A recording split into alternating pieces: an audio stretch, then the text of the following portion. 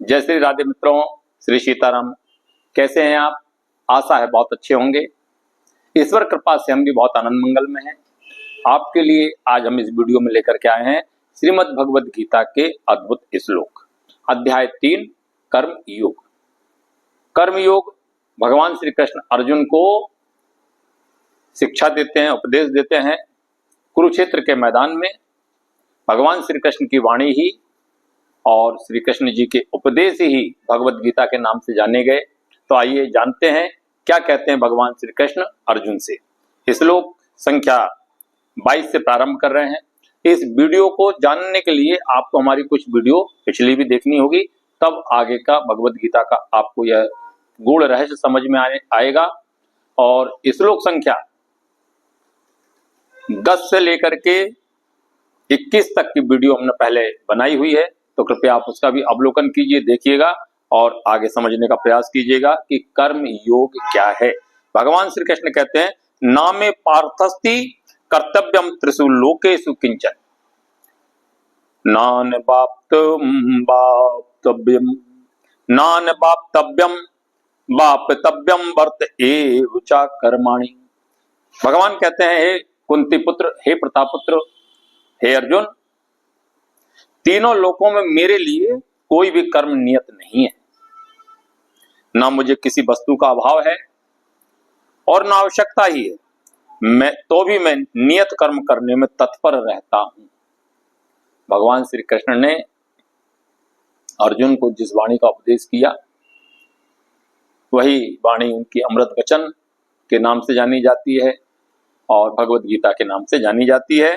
तो आइए इस श्लोक को विस्तृत अर्थ में जानते हैं कि भगवान अर्जुन से क्या कहना चाहते हैं।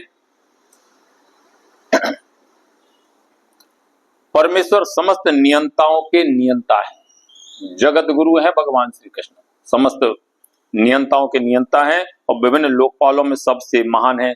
सभी उनके अधीन हैं। सारे जीवों को परमेश्वर में ही विशिष्ट शक्ति प्राप्त होती है। जितने भी जीव इस संसार में हैं, सभी को परमेश्वर परमात्मा पूर्ण ब्रह्म श्री कृष्ण से ही शक्ति प्राप्त होती है। जीव स्वयं श्रेष्ठ नहीं है। ये मनुष्य सोचे कि मैं ही श्रेष्ठ हूं, मैं कर्म करता हूं, मुझ में शक्ति है, तो उसका ऐसा सोचना एक दिवा स्वप्न है। भगवान कहते हैं कि मुझसे ही शक्ति सभी को प्राप्त होती है। आगे कहते हैं कि वे सभी देवताओं द्वारा पूज्य है और समस्त संचालकों के संचालक है। भगवान श्री कृष्ण ही समस्त संचालकों के संचालक है, सभी देवताओं में अग्रणी है और पूजनीय है। समस्त भौतिक नेताओं और नियंताओं से बढ़कर है और सर्वों द्वारा आराध्य है। भगवान श्री कृष्ण के सहस्त्र नाम में एक नाम नेता भी आया हुआ है, इसलिए यहाँ पर नेता शब्द का उपयोग किया है कि भगवान सबके आराध्य हैं, उनसे बढ़कर कोई नहीं है और समस्त कारणों के कारण है। भगवत गीता के टीकाकार इस संदर्भ में आगे व्याख्या करते हैं विद्वान ज्ञानी जन। भगवान का जो स्वरूप है वह अन्य जीवों के जैसा नहीं है। जैसा हम लोगों का शरीर है पंच तत्व से बना हुआ, ऐसा भगवान का शरीर नहीं है। उनके शरीर तथा आत्मा में कोई अंतर नहीं है। मनुष्य के शरीर अलग है और आत्मा अलग है, लेकिन भगवान के शरीर और आत्मा में कोई अंतर नहीं है। वे परम है, उनकी सारी इंद्रियां भी दिव्य है। जिस तरह से हमारी इंद्रियां दिव्य नहीं है, परमात्मा की समस्त इंद्रियां दिव्य है। उनकी कोई भी इंद्रिय अन्य किसी इंद्रिय का कार्य संपन्न कर सकती है। समस्त इंद्रियां समस्त कार्य कर सकती हैं, लेकिन मनुष्य की समस्त इंद्रियां समस्त कार्य नहीं कर सकती हैं। अतः ना तो कोई उनसे बढ़कर है और ना उनके तुल्य है। ज्ञानी जन कहते हैं कि श्रेष्ठ तो परमात्मा ही है। परमात्मा जैसा अन्य कोई हो ही नहीं सकता। और जिस समय एक थोड़ा छोटा सा दृष्टांत आपको बताएं, जिस समय वाल्मीकि जी रामायण लिख रहे थे, राम जी का जब प्रसंग आया और उपमा देने का क्रम आया, तब उन्होंने बहुत उपमाएं ढूंढी कि राम जी को किसकी उपमा दूं। अंत में जब कोई उपमा ना मिली तो उन्होंने कहा राम जी तो बस केवल राम जी जैसे ही है। ऐसे ही संत महात्मा यहाँ कहते हैं कि श्री कृष्ण तो श्री कृष्ण ही हैं, उनके तुल्य ना कोई था ना है।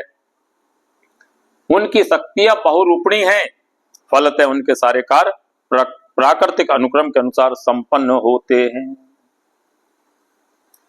आगे वर्णन करते हैं कि भगवान में प्रत्येक वस्तु ऐश्वर्य से परिपूर्ण रहती है और पूर्ण सत्य से ओतप्रेत रहती है। उनके लिए कोई कर्तव्य करने की आवश्यकता नहीं है। अर्जुन से युद्ध लड़ने के लिए भगवान कह रहे हैं, क्या भगवान एक क्षण मात्र में युद्ध को विश्राम नहीं कर सकते थे? भगवान समर्थ है, सब कुछ कर सकते थे, लेकिन बात कर्म योग की आई है, बात कर्म की है, कर्म करना चाहिए। अर्जुन को उपदेश करते हैं, हे अर्जुन, मुझे किसी भी कर्म करने की आवश्यकता नहीं है। और ज्ञानी जन कहते हैं कि जिसे अपने कर्म का फल पाना है तो उसके लिए कुछ ना कुछ कर्म नियत रहता है। आप अपने कर्मों का फल पाना चाहते हैं तो आपके लिए कुछ ना कुछ कर्म परमात्मा ने नियत करके रखा है, वह आपको करना है। परंतु जो तीनों लोकों में कुछ भी प्राप्त करने की इच्छा नहीं रखता, उसके लिए निश्चय ही कोई कर्तव्य नहीं रहता है। श्री कृष्ण भावना अमृत या श्री कृष्ण भावना भावित व्यक्ति तो समस्त कार्य प्रभु के लिए ही करता है, तो उसके लिए कोई पर्टिकुलर कोई कार्य नियत नहीं है। फिर भी क्षत्रियों के नायक के रूप में भगवान श्री कृष्ण कुरुक्षेत्र की युद्ध भूमि में कार्यरत हैं, क्योंकि क्षत्रिय का धर्म है कि दीन दुखियों को आश्रय प्रदान करें। यद्यपि वे शास्त्रों के विधि विधानों से सर्वथा ऊपर है, फिर भी वे ऐसा कुछ भी नहीं करते जो शास्त्रों के विरुद्ध हो। भगवान समस्त कार्य विधि के विधानों के अनुसार ही करते हैं, वेदांत और उपनिषदों के अनुसार ही भगवान कार्य करते हैं। यहाँ पर हमें यह शिक्षा देना चाहते हैं कि मनुष्य को समस्त कार्य वेदांत, वेद के उपनिषद शास्त्रों के अनुसार ही करना चाहिए। चलिए अगले श्लोक में चलते हैं। यदि हायम न वर्तयम जातु कर्मण तंद्रित मम वर्तमानु वर्तन्ते मनुष्य पार्थ सर्वेशः। क्या है इसका अर्थ, आइए जानते हैं। बहुत अद्भुत भगवत गीता है। भगवान कहते हैं, हे अर्जुन, क्योंकि मैं यदि नियत कर्मों को सावधानी पूर्वक ना करूं तो हे पार्थ, यह निश्चित है कि सारे मनुष्य मेरे पथ का ही अनुगमन करेंगे। इसके पहले भगवान श्री कृष्ण ने कहा था कि ज्ञानी या महापुरुष के आचरणों का सामान्य पुरुष अनुकरण करते हैं। तो ज्ञानियों का, महापुरुषों का चरित्र ऐसा होना चाहिए, आचरण ऐसा होना चाहिए कि उसका अनुगमन पूरा विश्व करे, अनुकरण पूरा विश्व करे। यही बात भगवान फिर कहते हैं इस श्लोक के माध्यम से। और इसमें इस श्लोक के संदर्भ में टीकाकार क्या कहते हैं, ज्ञानी जन क्या कहते हैं, आइए जानते हैं।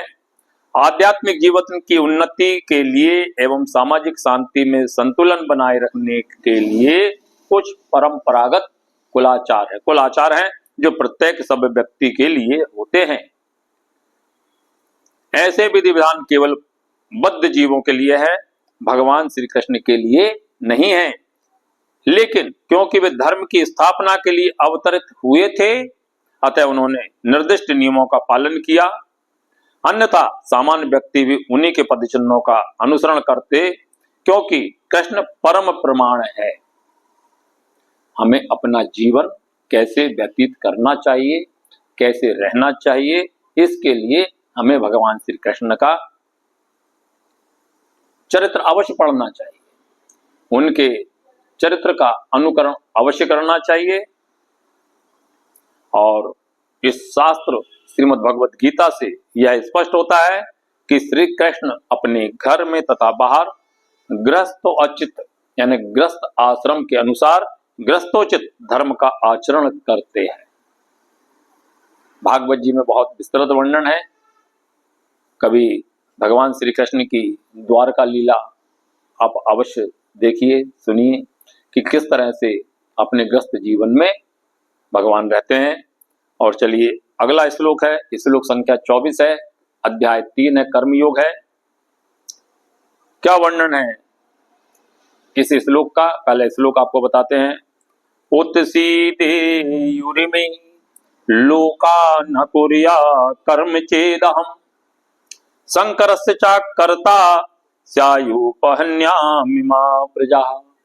अर्थात भगवान कहते हैं कि यदि मैं नित्य कर्म ना करूं तो ये सारे लोग नष्ट हो जाएंगे। भगवान ने अपने कर्मों को करते हुए कलयुग के मनुष्यों को यह संकेत दिया है कि कर्म किस तरह से करना चाहिए। यदि परम पुरुष महाज्ञानी कोई कर्म ना करे तो लोग उसका ही अनुकरण करेंगे, लोग भी काम करना बंद कर देंगे। तो यही बात भगवान श्री कृष्ण अर्जुन से कहते हैं, हे अर्जुन, यदि मैं नियत कर्म ना करूं तो संसार के सारे लोग नष्ट हो जाएंगे। तब मैं अवांछित जन समुदाय वर्ण संकर को उत्पन्न करने का कारण बन जाऊंगा और इस तरह संपूर्ण प्राणियों में शांति का विनाशक बनूंगा। मैं नहीं चाहता कि ऐसा हो, इसलिए मैं कर्म करता हूं। और अर्जुन को उपदेश दे रहे हैं, इसलिए तुम्हें भी कर्म करना चाहिए। हर मनुष्य को कर्म करना चाहिए, नियत कर्म करना चाहिए। अब आइए जानते हैं इस संदर्भ में भगवद गीताकार महात्मा साधु संत और भगवत प्राप्त संत क्या कहते हैं, उनकी टिप्पणी भी पढ़ते हैं। वर्ण संकर अवांछित जन समुदाय है। ये वर्ण संकर क्या है, थोड़ा जानने का प्रयास करते हैं। अवांछित जन समुदाय है जो जन समाज की शांति को भंग करता है। इसे सामाजिक अशांति को रोकने के लिए अनेक विधि विधान हैं जिनके द्वारा स्वतः ही जनता आध्यात्मिक प्रगति के लिए शांत तथा सुव्यवस्थित हो जाती है। जब भगवान कृष्ण अवतरित होते हैं तो स्वाभाविक है कि ऐसे महत्वपूर्ण कार्यों की प्रतिष्ठा तथा अनिवार्यता बनाए रखने के लिए इन विधि विधानों के अनुसार आचरण करते हैं। भगवान समस्त जीवों के पिता हैं, परम पिता हैं, और यदि ये जीव पथभ्रष्ट हो जाएं तब अप्रत्यक्ष रूप में यह उत्तरदायित्व भगवान श्री कृष्ण का ही रहेगा। अतः जब विधि विधानों का अनादर होता है तो भगवान स्वयं समाज को सुधारने के लिए अवतरित होते हैं। भगवान का प्राकट्य क्यों होता है, इस संदर्भ में भी हमारे संत कहते हैं, किंतु हमें ये ध्यान देना होगा कि यद्यपि हमें भगवान के पद चिन्हों का अनुसरण करना है तो भी हम उनका अनुकरण नहीं कर सकते। अनुसरण और अनुकरण एक से नहीं होते। हम गोवर्धन पर्वत उठा करके भगवान का अनुकरण नहीं कर सकते। भगवान ने लीला की है गोवर्धन उठाने की, भगवान ने लीला की है कालियादह में कालिया नाग का दमन करने की, तो क्या हम ऐसा कर सकते हैं? इसी बात को संत महात्मा कहते हैं, हम ऐसा नहीं कर सकते हैं। जैसा कि भगवान ने बाल काल में किया था ऐसा कर पाना किसी मनुष्य के लिए संभव नहीं है। हम उनके उपदेशों का पालन करना चाहिए। भगवान श्री कृष्ण ने जिन वाणी का उपदेश किया अर्जुन के लिए, मनुष्यों के लिए, तो मनुष्यों का दायित्व बनता है, कर्तव्य बनता है कि वो उन वाणी का उपयोग पालन करे, किंतु किसी भी समय हमें उनका अनुकरण नहीं करना है। और भगवद गीता के आगे 10वें अध्याय में भी हम इसका वर्णन करेंगे। चलिए आगे क्या कहते हैं ज्ञानी जन, विस्तृत से और वर्णन करते हैं। मनुष्य को भगवान तथा उनके द्वारा शक्ति प्रदत्त सेवों के उपदेशों का मात्र पालन करना चाहिए। उनके उपदेश हमारे लिए अच्छे हैं, सब मनुष्यों के लिए अच्छे हैं, और कोई भी बुद्धिमान पुरुष बताई गई विधि से उनको कार्यान्वित करेगा। फिर भी मनुष्य को सावधान रहना चाहिए कि वह उनके कार्यों का अनुकरण ना करे। भगवान ने जो कार्य किया है मनुष्य को उनके कार्यों का अनुकरण नहीं करना चाहिए। उसे शिवजी के अनुकरण में विष का समुद्र नहीं पी लेना चाहिए। भगवान ने जो कार्य किए हैं, शिवजी ने तो विष पी लिया, तो क्या मनुष्य पी सकता है? नहीं। अर्थात हमें अनुकरण नहीं करना है, उनकी वाणी का, उनके वचनों का पालन करना चाहिए। आगे वर्णन आता है कि ईश्वर की या सूर्य तथा चंद्रमा की गतियों को वास्तव में नियंत्रित कर सकने वालों की स्थिति को श्रेष्ठ मानना चाहिए। ऐसी शक्ति के बिना कोई भी सर्वशक्तिमान ईश्वरों का अनुकरण नहीं कर सकता। और भगवान शिव ने सागर तक के विष का पान कर लिया, किंतु यदि कोई सामान्य व्यक्ति विष की एक बूंद भी पीने का प्रयत्न करेगा तो निश्चित ही वह मृत्यु को प्राप्त हो जाएगा। शिव जी के अनेक छदम भक्त हैं जो गांजा तथा ऐसी अन्य मादक वस्तुओं का सेवन करते हैं। शास्त्रों में इस बात का निषेध है कि हमें उनकी लीलाओं का, उनके कार्यों का अनुकरण नहीं करना चाहिए। फिर भी यहाँ पर जो छदम शब्द आया हुआ है, छदम मतलब जो छदम वेश धारण करने वाले लोग, कपट धारण करने वाले लोग ऐसी वस्तुओं का उपयोग करते हैं, किंतु वे यह भूल जाते हैं कि इस प्रकार शिव जी का अनुकरण करके वे अपनी मृत्यु के निकट पहुंच रहे हैं। इसी प्रकार भगवान श्री कृष्ण के भी अनेक छदम भक्त हैं जो भगवान की रासलीला या प्रेम नृत्य का अनुकरण करना चाहते हैं, किंतु यह भूल जाते हैं कि वे गोवर्धन पर्वत को धारण नहीं कर सकते। अगर करना है तो फिर सभी लीलाओं का अनुकरण करके बताइए, लेकिन गोवर्धन धारण नहीं कर सकते और इसका अनुकरण नहीं कर सकते, लेकिन अन्य दूसरी लीलाओं का अनुकरण करते हैं, तो ऐसे ही भक्तों को छदम भक्त कहा जाता है। अतः सबसे अच्छा तो यही होगा कि लोग शक्तिमान का अनुकरण ना करके केवल उनके उपदेशों का पालन करें।